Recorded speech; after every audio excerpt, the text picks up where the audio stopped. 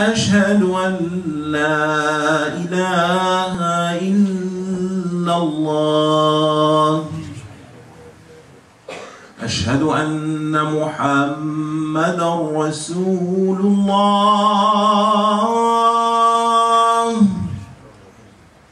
أشهد أن محمدا رسول الله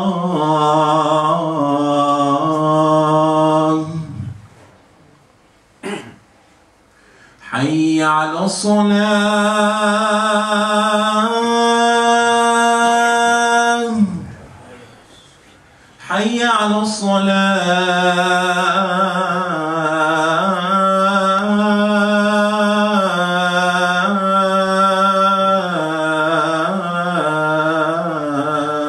الصلاة حي على الفلاح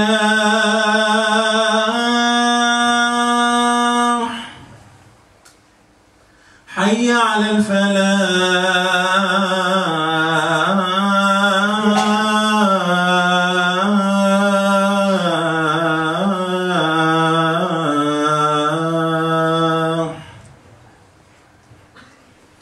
الله أكبر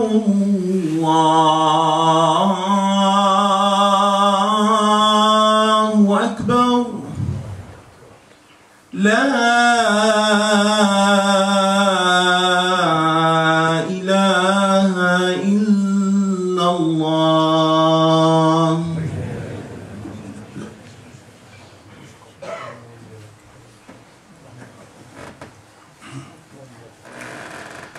إن الحمد لله نحمده ونستعينه ونستغفره ونعوذ بالله من شرور أنفسنا ومن سيئات أعمالنا من يهدي الله فهو المهتد ومن يضلل فلن تجد له وليا مرشدا وأشهد أن لا إله إلا الله وحده لا شريك له وأشهد أن محمدا عبده ورسوله صلى الله عليه وسلم بلغ الرسالة وأدى الأمانة ونصح الأمة وكشف الغمة وجاهد في الله حق جهاده حتى أتاه اليقين.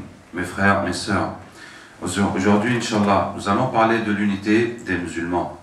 Et notamment, nous allons parler de la responsabilité et de la participation de chacun de nous à cette unité des musulmans. Alors, tout d'abord, chacun doit être conscient de l'importance de l'unité des musulmans. Parce que c'est une des conditions de la foi. Et c'est une des exigences de la foi de savoir que nous sommes un seul corps, cette Ummah. Comme dit le prophète sallallahu alayhi wa sallam, مثل المؤمنين في توادهم وتراحمهم وتعاطفهم كمثل الجسد إذا اشتكى منه عضو تداعى له سائر الجسد بالسهر والحمى. Les croyants, dans leur amour, leur entraide, leur miséricorde, leur compassion, sont comme un seul corps. Quand il y a un membre qui est malade, tout le corps va s'occuper de ce membre, va être à son chevet avec la fièvre et avec la veille. Ça veut dire que quand tu es malade, que ce soit ton pied ou ton œil, n'importe quelle partie, quand tu as la fièvre, c'est tout le corps qui a la fièvre. Et quand tu n'arrives pas à dormir, parce que tu as mal, c'est tout le corps qui n'arrive pas à dormir. Donc le corps est solidaire. Et comme ça sont les croyants. Le prophète nous dit que ainsi sont les croyants. Et quand ces croyants, quand ces musulmans, quand chacun se dit, moi, je fais ma vie, le reste, c'est pas mon problème. Ce qui arrive au reste, c'est comme si chaque membre de ce corps, ou chaque cellule, ou chaque petite partie de ce corps dit, ah, moi, je fais ma vie, le reste du corps, c'est pas mon problème. Ça veut dire que cette personne est morte et son corps est en train de se décomposer. Vous voyez, qu'est-ce que je veux dire? Donc, chacun doit prendre cette conscience. Parce qu'autrement, c'est comme si ce corps, chaque membre ne sait même pas qu'il appartient à un corps, ne sait même pas qu'il a un rôle à jouer, qu'il doit participer, et il n'a pas que sa propre survie à gérer. Il n'est pas là seulement pour gérer sa propre survie, mais pour participer à ce corps. Donc je vous dis, la première chose dans l'unité, c'est que chacun soit conscient de cette unité. Et si ce corps n'est pas uni, on doit sentir que c'est un problème très grave, que c'est un problème très grave. Et je vous dis que c'est une exigence de la foi, parce que Allah Tabaraka wa Ta'ala dit « Innamal mu'minuna ikhwa ». Les croyants sont des frères. sont des frères. Autrement dit que si on n'est pas frère, dans notre comportement, dans notre conviction, etc., ça veut dire qu'on n'est pas croyant. Ça veut dire que notre foi manque beaucoup. Notre foi est très faible, bien en dessous de ce qui est demandé. Le prophète sallallahu alayhi wa sallam nous dit la même chose quand il dit La yu'minu ahadukum hatta yuhibba li akhihi ma yuhibbu li nafsi. Aucun de vous ne sera croyant jusqu'à aimer pour son frère ce qu'il aime pour lui-même. Vous voyez, pour ça je vous dis la fraternité, chacun doit voir ça comme son problème. Ça veut dire, moi, j'ai besoin de considérer que les musulmans sont mes frères et de me comporter envers eux comme un frère et de les sentir comme mes frères, même si eux, ils n'ont pas ce comportement, même si je ne vais pas, il n'y a pas de reconnaissance. Non, moi, j'ai besoin de ça pour être un croyant. Pour avoir le iman, moi, j'ai besoin de me comporter comme ça, vous voyez. Pour ça, chacun doit avoir ça comme son besoin. Si tu dis non, mais c'est pas mon problème, pourquoi je vais me casser la tête à lui faire comme mon frère, aider lui, non, moi je peux pas m'en sortir comme ça. Donc tu as renoncé à la foi. Tu as renoncé, donc tu vas vivre comment? Ce corps, qu'est-ce qu'il va devenir? Chaque partie part de son côté. Ensuite, mes frères, la participation de chacun à l'unité de ce corps. La participation, c'est d'abord de ne pas aggraver la situation, de ne pas augmenter la division, les problèmes. Et je disais que Allah Ta'ala a éprouvé cette umma par la division. Ça, c'est une réalité. Une fois, le prophète sallallahu alayhi wa sallam a demandé à Allah Ta'ala que Allah ne détruise pas sa umma par une catastrophe, par une maladie, par une catastrophe. Et Allah a accepté. Et puis, il a demandé à Allah Ta'ala de ne pas détruire sa umma par ses ennemis, que nos ennemis ne vont pas nous détruire, nous tuer, etc.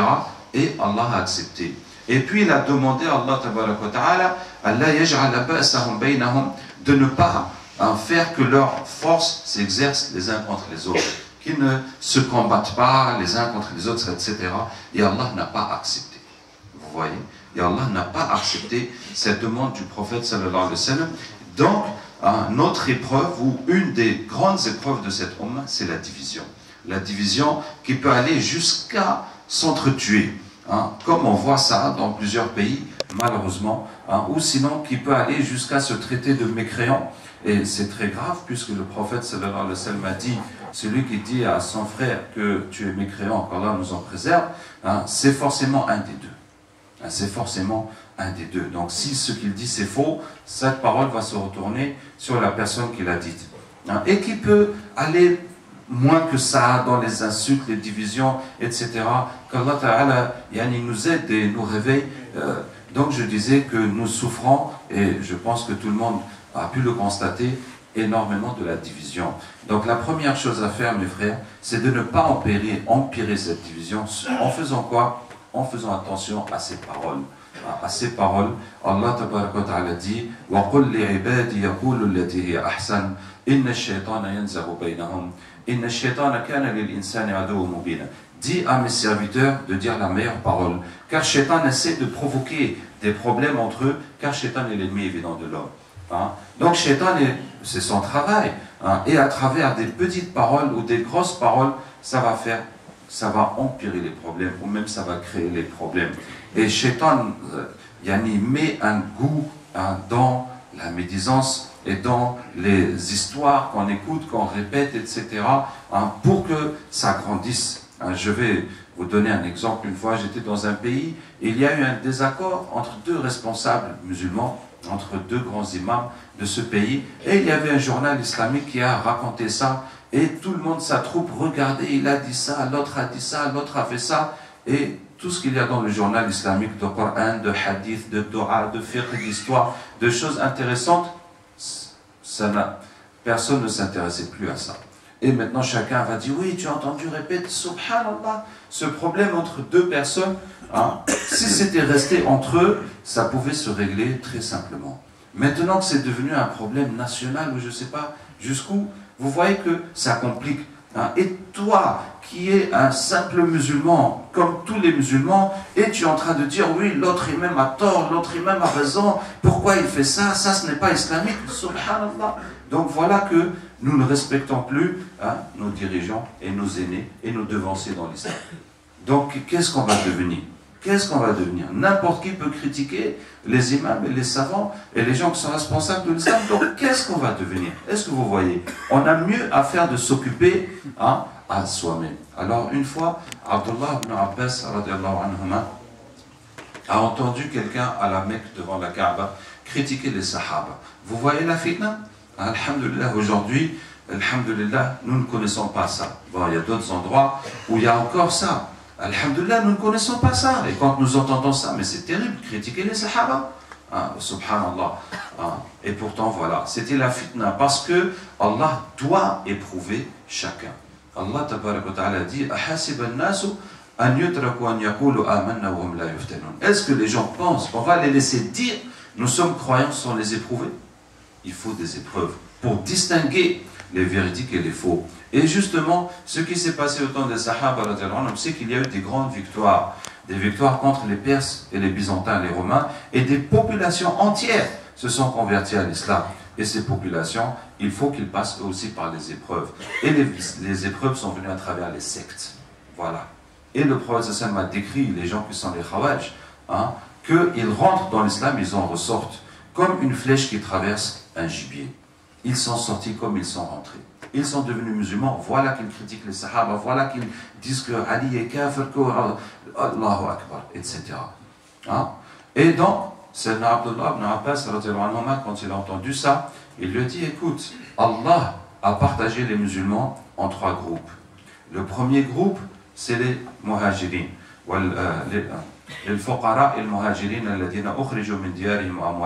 Est-ce que tu en fais partie? Il dit non. Il dit le deuxième groupe, ce sont les Ansar qui les ont soutenus de Médine. Est-ce que tu en fais partie? Il dit non. Il dit le troisième groupe,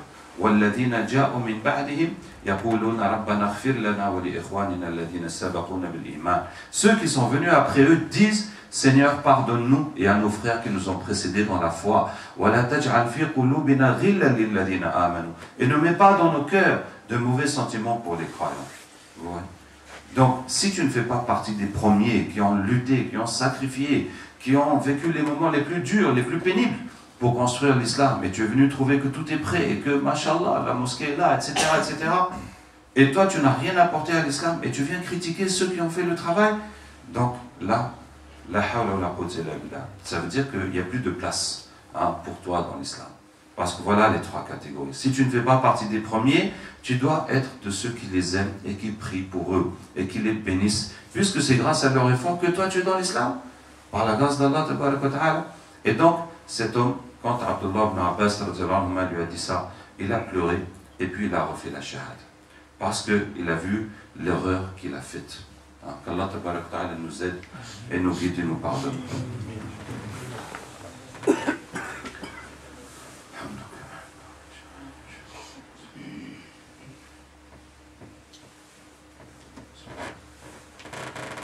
Alhamdulillah, wassalatu wassalamu ala rasulillah. Subhanaka la ilma lana illa ma 'allamtana. Innaka antal alimul hakim. Wa la fahma lana illa ma fahamtana. Innaka antal jawadul karim. Je vais parler d'une attitude.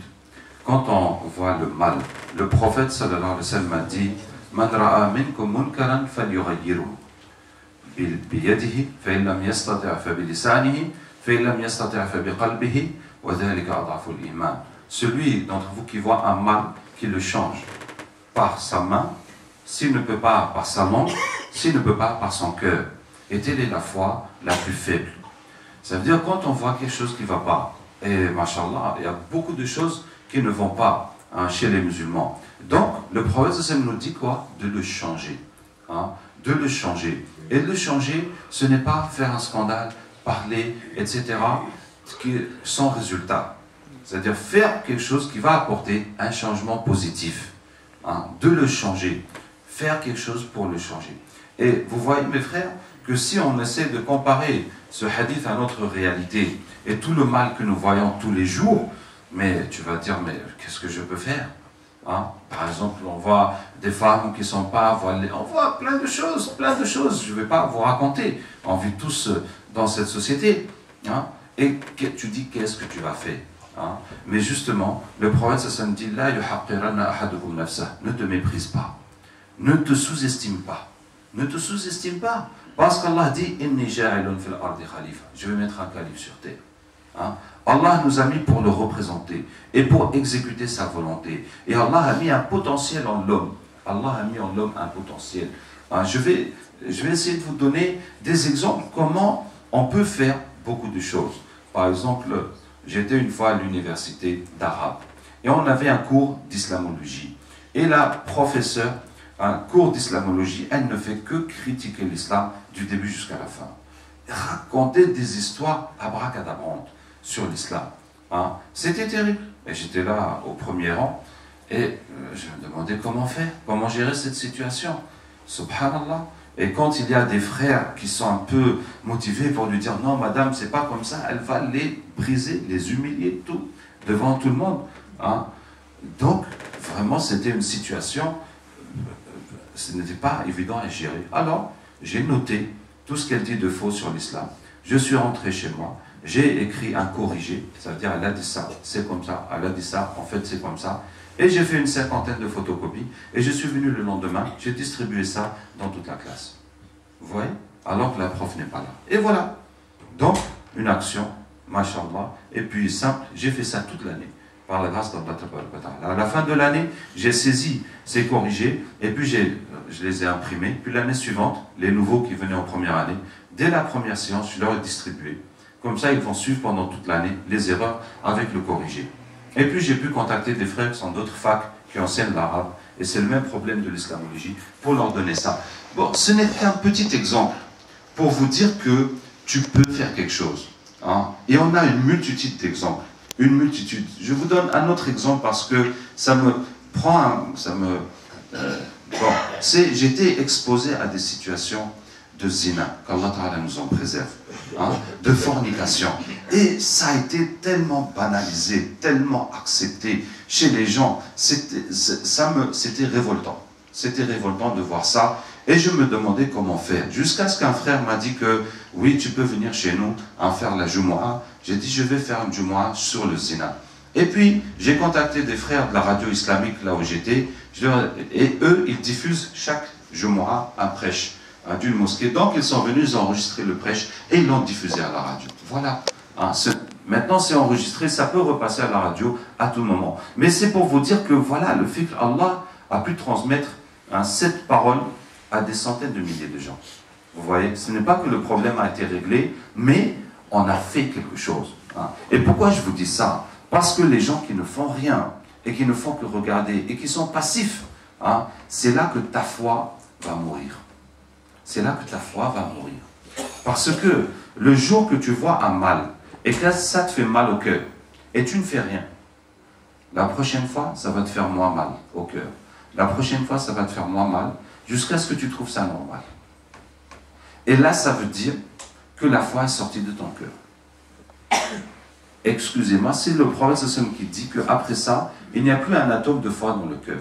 Je vous donne un exemple qui peut choquer, mais c'est pour qu'on comprenne. C'est la même chose que la jalousie, qu'Allah nous préserve. Si tu vois ta fille avec un garçon, tu t'énerves, mais après elle crie, elle fait un scandale, bon ben tu vois que tu n'y peux rien. Et après tu la revois, ça te fait mal, mais tu n'y peux rien. Et jusqu'à ce que ça devienne normal pour toi. Est-ce que vous voyez? Est-ce que vous voyez comment la rira, hein? Donc, le sentiment d'être un homme de fierté est sorti de toi. Tu es devenu la hawla wa la quwwata illa billah. Et c'est la même chose pour l'islam. Le moment que tu vois la désobéissance d'Allah ta'ala et que ça ne te fait plus rien. Et tu dis que c'est normal. Et même quelqu'un qui te dit non, il faut faire quelque chose, tu dis non, laisse tomber, c'est comme ça. Ça y est, ta foi est morte, qu'Allah nous en préserve. Vous voyez? Donc, ne serait-ce que pour ne pas laisser ta foi mourir, il faut agir. Le moment que ça t'a fait mal au cœur, réfléchis, réfléchis, réfléchis. Wallahi, je vais encore vous donner un exemple extrême. Je vais vous donner un exemple extrême. Hein, là où j'étais à Madagascar, hein, il y a tellement de débauche et de prostitution. Ça nous a fait très mal. Ça nous a fait très mal parce qu'il y en a trop. Hein? Jusqu'à ce qu'on était dans une mosquée, il y avait un bordel, hachakon, pas loin. On est parti faire le bayan dans le bordel. Wallah, les prostituées étaient plus d'une vingtaine. Hein? Et on a fait le bayan, on a tout expliqué. Et après, on a fini, elles ne voulaient plus partir. Ah, je leur ai dit, mais si vous voulez, on va vous envoyer quelqu'un chaque jour pour vous prêcher. Elles ont dit, jamais quelqu'un n'est venu nous parler. Jamais quelqu'un n'est venu nous parler. Vous voyez, dans des conditions extrêmes. On dit, mais allez prêcher dans un bordel, comment est-ce possible? Hein? Et voilà que c'est les filles même qui sont demandeuses. Hein? Je ne vous dis pas de faire ça, mais pour vous dire, là où tu dis, non, c'est impossible que je parle de l'islam là-bas, eh bien, tu peux être le bienvenu. Et tu peux trouver un accueil tout à fait inattendu. Et avoir des résultats. Alhamdulillah, il y a des filles qui se sont repenties et qui se sont converties à l'islam. Hein? Allah Akbar. Qu'est-ce que je disais? Qu'il faut agir. Hein? Quand tu agis, Masha'Allah, tu vas voir l'aide d'Allah ta'ala. In tansurullah yansurkum. Si vous aidez Allah, Allah vous aidera. Si vous aidez la religion d'Allah. Maintenant, s'il n'y a pas moyen d'agir, tu vas parler. Si tu ne peux pas parler directement, tu vas voir des responsables, tu vas voir d'autres, tu vas voir l'imam, tu vas voir quelqu'un, tu vas écrire des lettres, tu vas agir. Hein? Vous imaginez pas combien ça pèse. Par exemple, vous envoyez une lettre à l'association de parents d'élèves ou je ne sais qui, dire voilà la situation, ça va avoir de l'effet. Les gens ils vont en parler. Alhamdulillah, en tout cas, ça m'est arrivé d'écrire un courrier pour répondre à un article, puis ça a été publié dans le journal. Donc, tu ne sais pas jusqu'où ta parole portera et jusqu'où ça agira.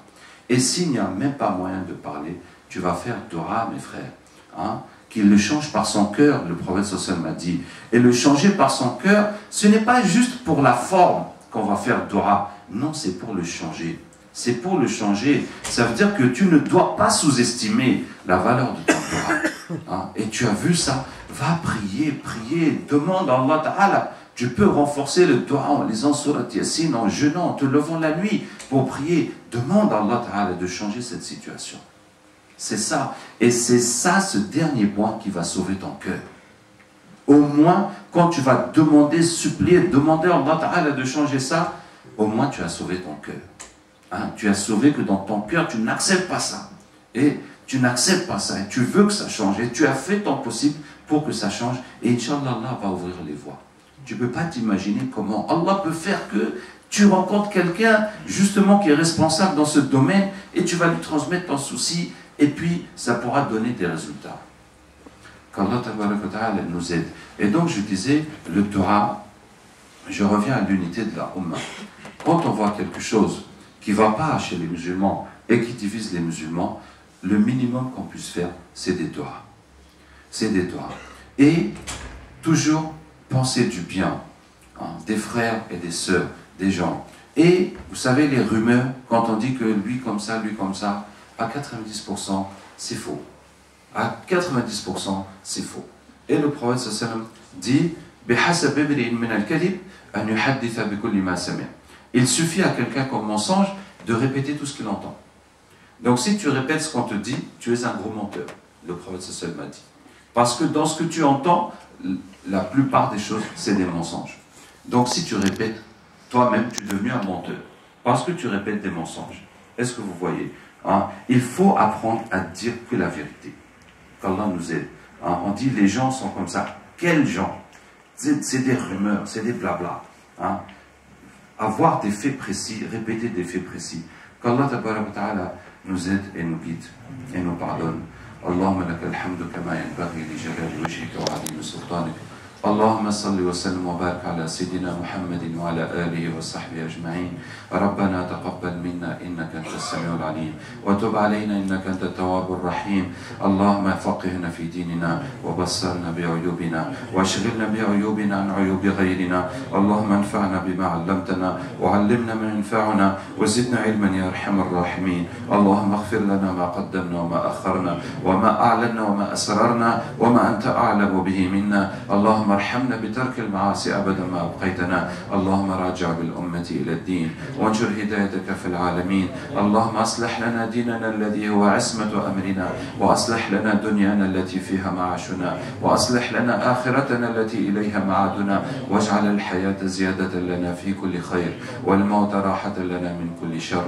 اللهم ارحم والدينا كما ربونا صغارا. اللهم ارحم والدينا كما ربونا صغارا. ربنا هب لنا من أزواجنا وذرياتنا قرة أعين واجعلنا للمتقين إماما. اللهم أصلح نساءنا ونساء المسلمين، وأصلح أولادنا وأولاد المسلمين. اللهم احفظ أولادنا من فتن هذه البلاد يا أرحم الراحمين. اللهم نجنا ونجهم يا الله من فتن هذه الدنيا. اللهم اهدهم.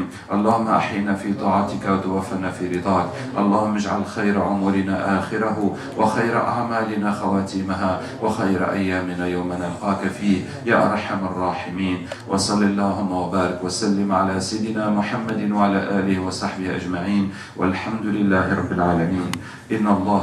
إن الله يأمر بالعدل والإحسان وإيتاء ذي القربى وينهى عن الفحشاء والمنكر والبغي يعظكم لعلكم تذكرون. وأقم الصلاة.